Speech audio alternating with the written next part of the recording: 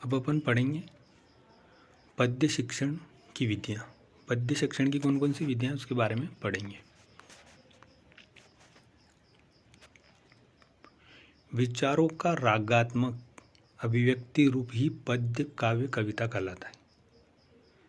महत्व, पद्य शिक्षण क्या है उसका महत्व देखेंगे कि व्यक्ति कवि अपने हृदय की भाव या गहराइयों को जब रागात्मक रूप से प्रस्तुत करता है तो यह विशेष अर्थ में उपयोगी होता है तथा इन रचनाओं में कम शब्दों में अधिक अभिप्राय स्पष्ट हो जाता है।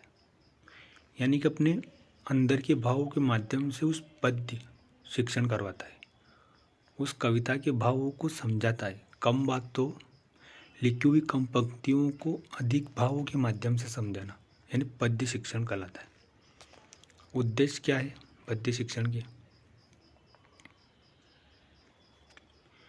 स्पष्ट एवं शुद्ध शब्द ज्ञान का विकास करना, भाव एवं अर्थ को स्पष्ट करना, यानी जो पंक्तियाँ दे रखी उनके भाव या अर्थ स्पष्ट करना, भाव सौंदर्य, प्रेम, करुणा, क्रोध, दया, इनके बारे में भाव से पढ़ाना, विचार सौंदर्य, नैतिक विचार, धार्मिक विचार के बारे में बताना, बालकों में कल्पना शक्ति का विकास करना, छंद, अलंकार, रस आदि का ज्ञान करना। तो ये सभी बातें आई तो अपन को पद्य शिक्षण के बारे में बताना है। अब अपन पद्य शिक्षण की विधि पढ़ेंगे। सबसे पहले पढ़ेंगे गीत विधि। गीत विधि क्या होती है? जब एक शिक्षक किसी कविता को गीत की तरह स्वयं सस्वर गाता है एवं बालकों को भी गाने के लिए प्रेरित करता है तथा कक्षा कक्ष का वातावरण कविता की लय से रस भरा हो जाता है, इसलिए इसमें कविता पाठ के रस की अनुभूति होती है और यह रसास्वादन करवाने में सक्षम है। तो गीत विधि क्या होती है कि इसमें शिक्षक कविता को गाते हुए पढ़ाता है और बच्चे भी उसको गाते हैं और उसके भावार्थ को समझते हैं, तो इसे गीत विधि कहते हैं। यानी गीत विधि के माध्यम से किसी पद्य को समझाना, तो ये गीत विधि कहलाती है। अभिनय विधि, जब किसी कविता पाठ को पढ़ाते समय शिक्षक एवं पढ़ते समय बालक गीत कविता को तो गाता है एवं वह विभिन्न प्रकार से अपने अंगों, हाथ पैर और चेहरे के भाव आदि से संचलन द्वारा भाव प्रकट करता है, तो यह भी अभिनय की तरह व्यवहार बन जाता है, इसलिए इसे अभिनय विधि कहते हैं।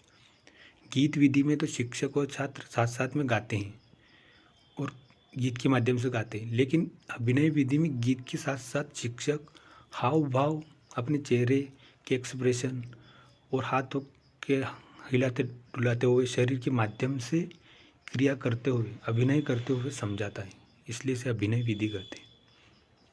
अगली विधि है अर्थबोध विधि। जब एक शिक्षक किसी पद्य पाठ या कविता को पढ़ाते समय उसका स्पष्ट कराता है तथा अर्थ के साथ साथ कविता के भावों को भी समझाने का प्रयास करता है। कविता का अर्थ तो समझाता है, लेकिन उसके भाव क्या हैं उस कविता के, वो भी समझाने का प्रयास करता है। तो ऐसी स्थिति में बालकों को ठीक प्रकार से कविता का अर्थबोध हो जाता है। इसे ही अर्थबोध विधि के नाम से जाना जाता है। यानी अर्थबोध विधि में शिक्षक पद्य को पढ़ाता है और उसका अर्थ समझाता है और अर्थ के साथ साथ उसके मूल भाव क्या है कविता के, उनको भी समझाता है, तो इसे अर्थबोध विधि कहते हैं। व्याख्यान विधि। व्याख्यान विधि अपन ने गद्य शिक्षण में पढ़ ली। पद्य शिक्षण में इतना बात ध्यान रखनी व्याख्यान विधि में कि व्याख्यान के द्वारा पद्य को समझाया जाता है और वहाँ गद्य में अपन ने व्याख्यान के द्वारा गद्य शिक्षण से संबंधित विषय वस्तु को समझाता है और यहाँ पद्य में व्याख्यान के माध्यम से पद्य की विषय वस्तु को समझाता है, तो इसे व्याख्यान विधि कहते हैं। व्याख्यान विधि अपन ने पहले पढ़ ली। अगली विधि है रसास्वादन विधि।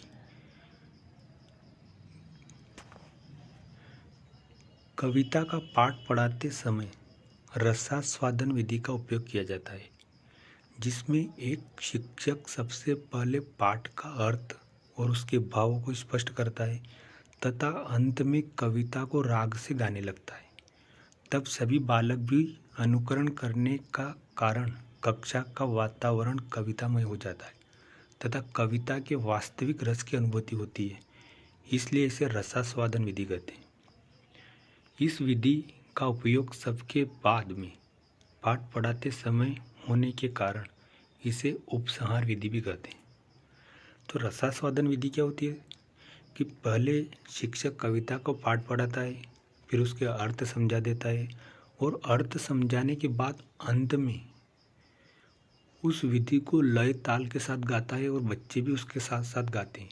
इसलिए इस विधि को रसास्वादन विधि कहते हैं। और अंत में लय ताल से गाता है, इसलिए इसे उपसंहार विधि भी कहते हैं।